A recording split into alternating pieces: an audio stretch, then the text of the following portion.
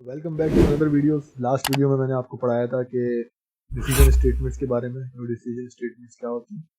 Next video जो है हमारी वो लूप से रिलेटेड है। तो सबसे पहले हम लोग फॉर लूप चेक कर लेते हैं कि फॉर लूप क्या होता है, इसको इम्प्लीमेंट कैसे करते हैं और इसका सिंटेक्स क्या होता है। सबसे पहले एक वेरिएबल क्रिएट कर लेंगे इंट num1 करके, और मैं यहाँ पे फॉर का लूप लगाऊंगा।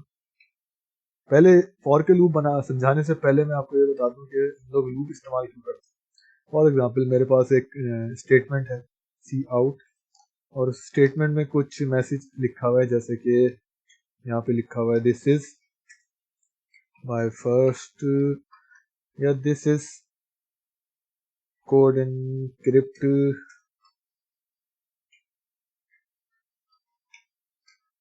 मैसेज। ऐसा कोई मैसेज यहाँ पे प्रिंट हुआ। अब मैं उस मैसेज को चाहता हूँ कि वो मेरा जो मैसेज है वो मल्टीपल टाइम्स प्रिंट हो जाए, जैसे कि 1000 टाइम्स प्रिंट हो जाए या 10,000 टाइम्स। तो मुझे क्या करना पड़ेगा, यहाँ से मैं इसको कॉपी करूंगा और यहाँ पे पेस्ट कर दूंगा। इसी तरीके से यहाँ पे copy paste copy paste copy paste, और मैं ये कॉपी पेस्ट उस वक्त तक करता रहूंगा जब तक ये 1000 दफा मैं यहाँ पे टाइप न कर दूं, लिख नहीं दूं। तो इसमें क्या होगा कि हमारा जो कोड है वो रीडेबल भी खत्म हो जाएगा, बिल्कुल ही अनरीडेबल होगा कि कोई अगर पढ़ना चाहे उसको तो वो उसको समझ में नहीं आएगा, क्योंकि सिर्फ सी आउट ही उसको कोड में नजर आएगा। तो इस प्रॉब्लम को सॉल्व करने के लिए C++ डेवलपर्स ने क्या बनाया, लूप्स बनाए। तो हम लोग वही लूप्स आज पढ़ेंगे, और उसमें सबसे पहला जो लूप है वो फॉर का लूप है। तो वीडियो को वहीं से शुरू करते हैं जहाँ से मैंने रोका था। तो यहाँ पे मैंने एक वेरिएबल बनाया था, और वेरिएबल बनाने के बाद यहाँ पे मैं एक फॉर का लूप बनाऊंगा। फॉर लिखेंगे और int I is equals to 0, उसके बाद यहाँ पे सेमीकोलन, फिर उसके बाद आई इज लेस देन 9, और फिर उसके बाद सेमीकोलन, फिर उसके बाद आई प्लस।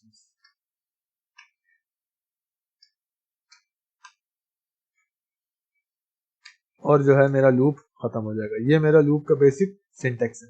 फॉर के लूप का सिंटेक्स जो है वो यही होता है। अब इसमें चीजें चेंजिंग हो जाती हैं, जैसे यहाँ पे हमने इंट आई 0। अब यहाँ पे मैं एक वही मैसेज जो मैंने अभी लिखा था, वही मैसेज यहाँ पे मैं कॉपी पेस्ट कर देता हूँ, वही मैसेज में लिख देता हूँ। मैंने यहाँ पे वही मैसेज लिख दिया। अब मुझे ये चाहिए 10 दफा, तो मैंने यहाँ पे क्या कंडीशन लगाई, इंट आई, ये मैंने एक वेरिएबल बनाया है, बिल्कुल इसी तरीके का एक वेरिएबल बनाया है, और उसमें मैंने असाइनमेंट ऑपरेटर लगाया और उसकी वैल्यू मैंने दे दी 0। फिर सेमीकोलन लगाएंगे, फिर आई कंडीशन लगाएंगे। यहाँ पे मैंने क्या करा है, यहाँ पे कंडीशन लगाई है। कैसे लगाई है कि आई जो है वो लेस देन 9, मतलब ये 9 से छोटा होना चाहिए। उसके बाद जब तक चलता रहेगा लूप, जब तक ये कंडीशन फुलफिल होती रहेगी, जब तक मेरा लूप कंटिन्यूअसली चलता रहेगा। ये मैंने कंडीशन लगाई। फिर उसके बाद यहाँ पे नेक्स्ट जो है वो मैंने लिखा है आई प्लस प्लस। अब ये आई की वैल्यू 0 है, तो जाहिर सी बात है जब वैल्यू बढ़ेगी तो वो चेक करेगा। अगर 0 ही वैल्यू रहेगी तो वो तो चलता ही रहेगा लूप हमेशा। लेकिन जब मैं प्लस प्लस करूंगा तो वैल्यू बढ़ेगी और फिर बढ़ेगी, फिर बढ़ेगी, फिर बढ़ेगी। जैसे यहाँ पे 0 है तो ये आई प्लस प्लस होने के बाद 1 हो जाएगी, फिर दोबारा चलेगा 2, फिर दोबारा चलेगा 3, 4, 5, 6, 7, 8 तक चलेगी। फिर उसके बाद 9, क्योंकि 8 9 से छोटा है तो यहीं तक ही चलेगी। जैसी 9 होगा ये, तो वैसी लूप जो है, फॉर का लूप जो है वो टर्मिनेट हो जाएगा। अब मैं इसको यहाँ पे रन कर देता हूँ।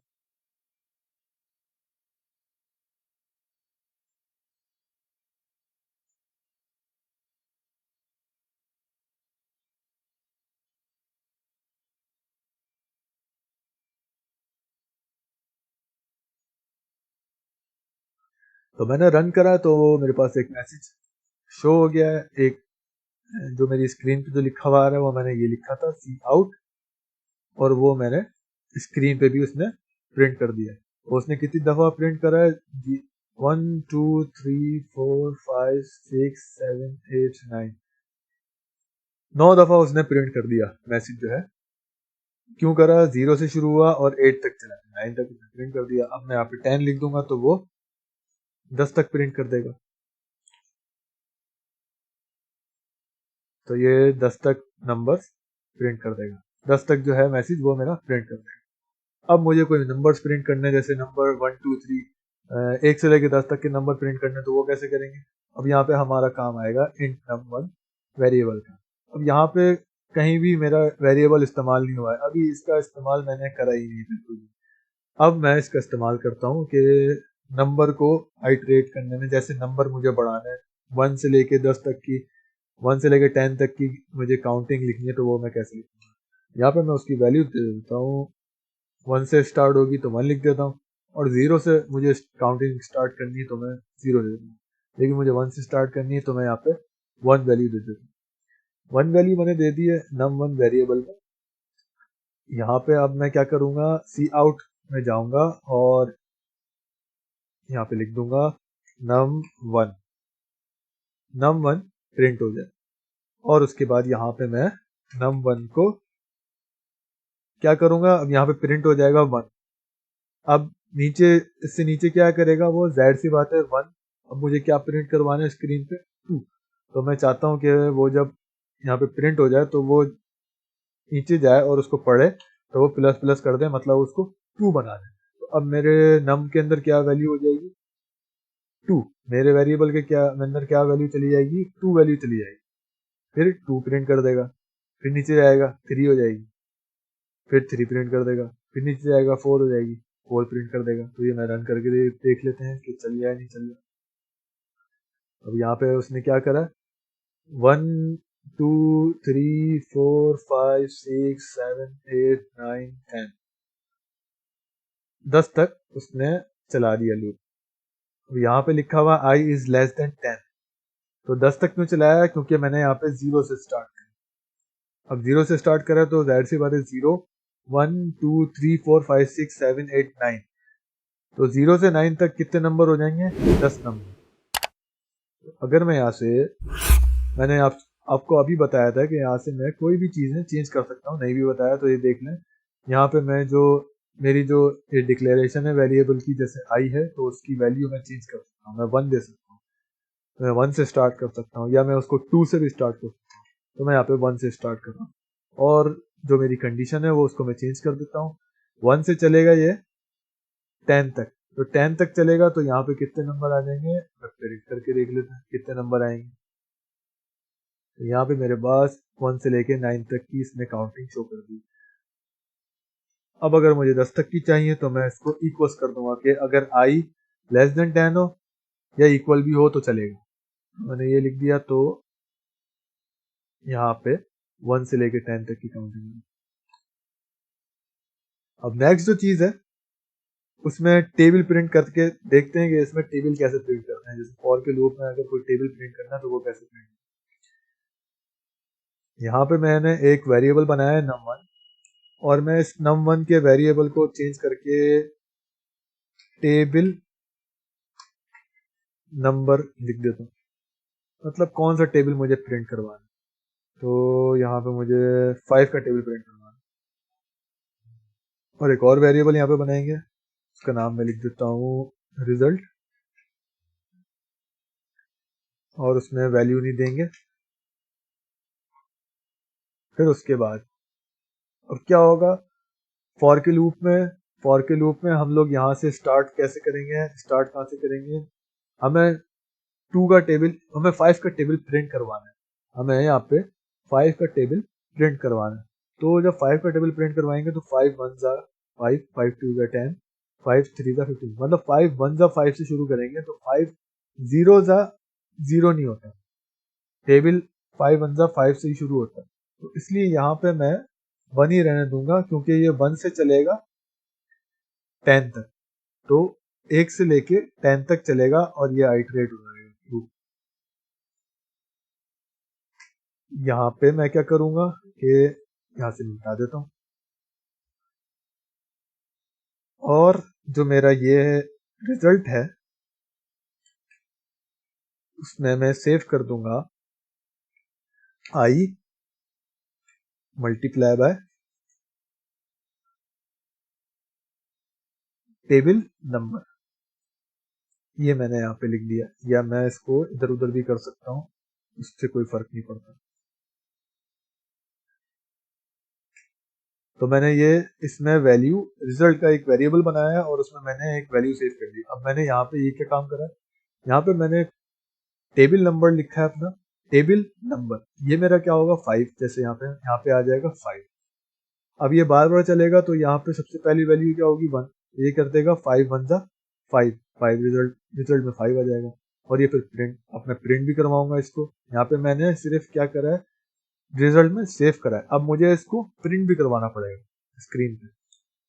अब प्रिंट का काम करेंगे तो प्रिंट का काम सी आउट नहीं होता है, तो यहाँ से मैं इसको मिटा देता हूँ और अब मैं लिखूंगा, सबसे पहले क्या लिखते हैं हम लोग, 2 लिखा हुआ होता है पूरी लाइन में, 2 ही लिखा होता है 2 के टेबल में। तो हम लोग यहाँ पे लिखेंगे, यहाँ पे लिख देते हैं 2, यानी कि जैसे 5 का टेबल है तो पूरी लाइन में 5 लिखा हुआ, तो यहाँ से मैं निकाल देता हूँ टेबल नंबर और यहाँ पे मैं लिख देता हूँ टेबल नंबर। उसके बाद दोबारा ये लगा देंगे और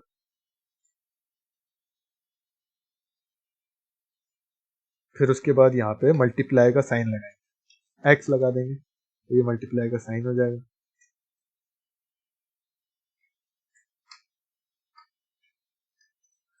उसके बाद फिर क्या आएगा, फिर वो नंबर आएगा जो कि आई है, ये आई यहाँ पे भी हम लोग लगा देंगे।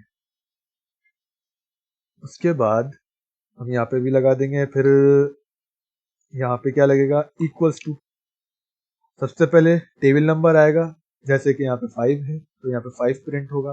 फिर उसके बाद मल्टीप्लाई का साइन x, और फिर उसके बाद जो वेरिएबल जो हमने यहाँ पे बनाया है इंट आई वो 1 है तो यहाँ पे 1 प्रिंट हो जाएगा, फिर 2 हो जाएगा तो 2 हो जाएगा, फिर 3 होगा 3 हो जाएगा, 4 हो जाएगा। इस तरीके से लूप आगे बढ़ता रहेगा और उसकी वैल्यू यहाँ पे चेंज होती रहेगी। उसके बाद इक्वल टू का साइन लगाएंगे, फिर उसके बाद इक्वल टू का साइन लगाने के बाद जाहिर सी बात है वो जो वैल्यू आती है, जैसे 5 1 जा 5, तो वैल्यू किस में आई है, मैंने अभी रिजल्ट का वेरिएबल बनाया था तो उसमें मैंने सेव करी हुई वैल्यू, तो मैं इसी जो वेरिएबल है इसको मैं यहाँ से उठा के कॉपी पेस्ट कर देता हूँ और इस्तेमाल करूंगा। तो ये मैंने बेसिक जो सी आउट की जो स्टेटमेंट है वो मैंने लिख दी है, तो अब मेरा टेबल प्रिंट हो जाना चाहिए, सही से देखना है। तो मेरा जो टेबल है वो यहाँ पे उसने बना दिया है, 5 1 5, 5 2 10, 5 2 15, इस तरीके से उसने पूरा लिख के दे दिया है। यहाँ पे मैं नंबर चेंज करूंगा तो वो नंबर उस हिसाब से टेबल बना देगा। जैसे यहाँ पे 6 लिखूंगा तो यहाँ पे उसने मुझे 6 लिख दिया। अब ये लूप के बगैर अगर काम होता तो लूप के बगैर कैसे करते हम लोग, लूप के बगैर हमें बार बार लिखना पड़ता सी आउट में जाके, और लूप के बगैर अगर हम करते तो उसमें ये भी प्रॉब्लम आ जाती कि खुद ही इंटेलिजेंटली आई प्लस प्लस या आइटरेट करके वो नंबर आगे बढ़ा के मल्टीप्लाई नहीं कर पाता, हमें करना पड़ता वो मल्टीप्लाई बार। तो यहाँ पे लूप में क्या हो रहा है, खुद ही मल्टीप्लाई करवा रहा है, नंबर को चेंज कर रहा है और मुझे कुछ नहीं करना, सिर्फ यहाँ से नंबर चेंज करना है। तो लूप की वजह से आपने देखा होगा कितना फायदा होता है, सिर्फ यहाँ पे मैं एक नंबर चेंज कर रहा हूँ तो मेरा वो टेबल जनरेट करके मिल जाए।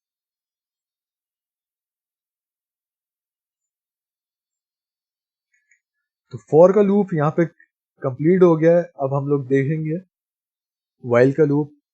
तो वाइल के लूप चेक करते हैं कि कैसे काम करता है।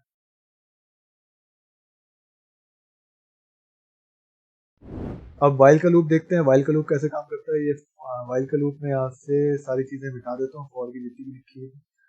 सिंटेक्स क्या होता है इसका, वाइल लिख देते हैं हम लोग,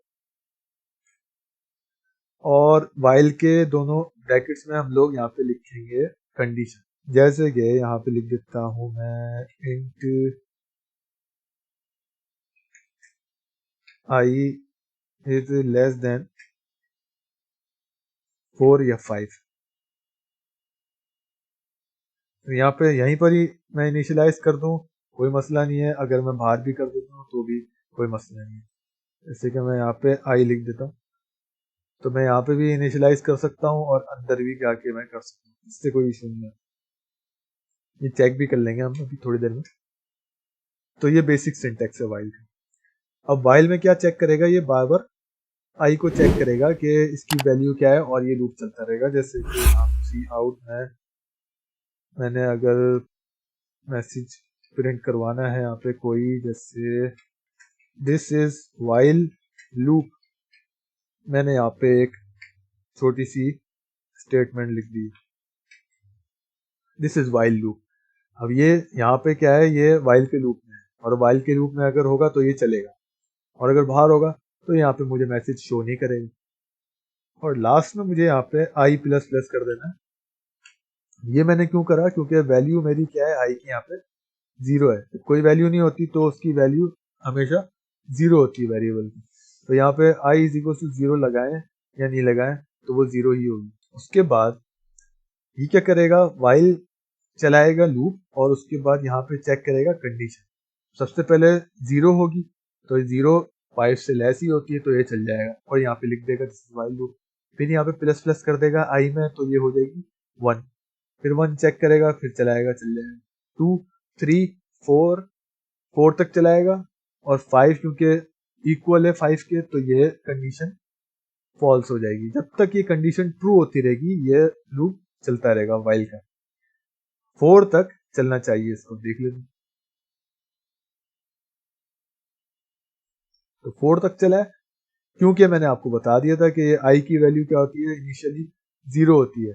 कोई भी वेरिएबल हो उसकी इनिशियल वैल्यू, अगर कुछ भी वैल्यू हमने नहीं लिखी हुई तो उसकी वैल्यू जो होगी वो 0 होगी। अगर मैं यहाँ पे आई की वैल्यू चेंज कर दूं और यहाँ पे मैं लिख दूं 1 तो उसकी वैल्यू 1 हो जाएगी, तो ये 1 से चलेगा। फिर तो ये 4 टाइम्स मुझे यहाँ पे प्रिंट कर देगा।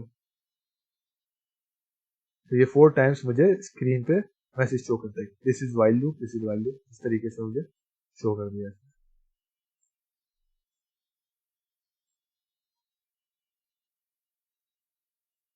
तो इसमें क्या होता है, इसमें कंडीशन पहले चेक होती है फिर उसके बाद लूप चलता है।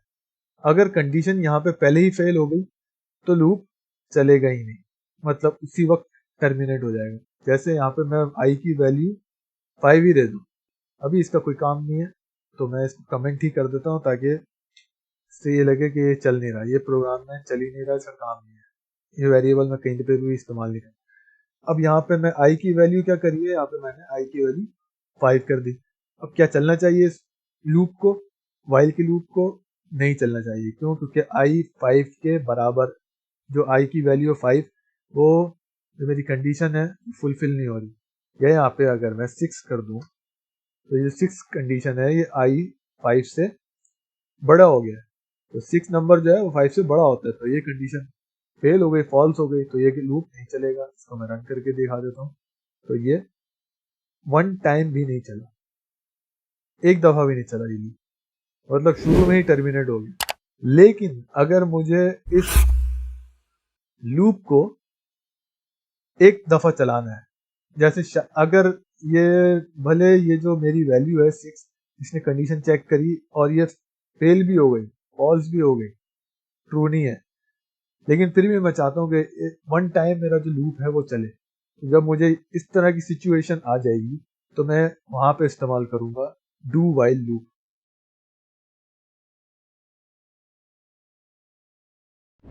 तो यहाँ पे मैं इसको मिटा देता हूँ और इसको मैं डू कर देता हूँ, और कंडीशन कुछ भी नहीं होती डू में, और नीचे कंडीशन लगा देते हैं वाइल की,